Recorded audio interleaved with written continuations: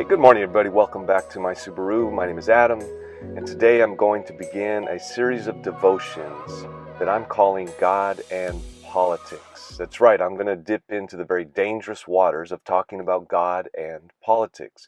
And I can't imagine a more important subject to talk as we are just a couple of weeks away from one of the most divisive elections, perhaps, since the Civil War. And so, I know some of you are very passionate about politics, and some of you worship together, and you have strong disagreements about who should win this next election. And so my hope is that over the next couple of weeks, as we walk through some scripture and look at how it relates to politics, that you will, and I'll be right up front here, this is my agenda. My goal is not to convince you to change teams, not to convert you to become a Republican or a Democrat or a Libertarian or an Independent. My hope is that you will fall in love with Jesus. Or perhaps for some of you, that you would fall back in love with Jesus. See, here's the truth of it. Politicians will try to use Scripture, use religious beliefs, use God to try to convince people that Jesus would certainly be on their side. For example, Jesus is always right. Certainly he would be right. Certainly he would vote right. Jesus, if he lived today, would be a Republican, right? Or perhaps take this position. Jesus went around healing people. He fed people. He taught people. He never charged. He didn't leverage all of his miracles, the way he fed people and the way he healed people and the beautiful things that he taught people that we still embrace today, to find some way to make himself rich by it. So certainly, college should be free, right? All schooling should be free. Certainly, school lunches should be free. Healthcare, absolutely, that's an American right. Jesus, if he lived today, would be democratic and support free healthcare for all.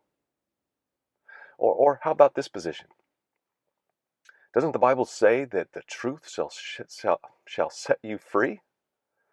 And didn't Paul teach that we are to live quiet lives and to work hard, and that the government should stay out of our lives individually and corporately? Wouldn't Jesus today be a libertarian? And didn't Jesus teach that all rich people are going to hell? I think that's in the Bible somewhere, right?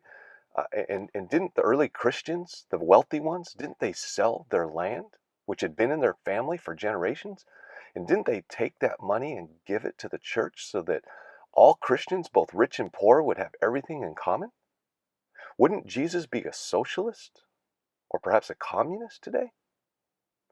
You got to laugh almost at the way politicians and some Christians will use scripture to support their position, because certainly Jesus would be on their side.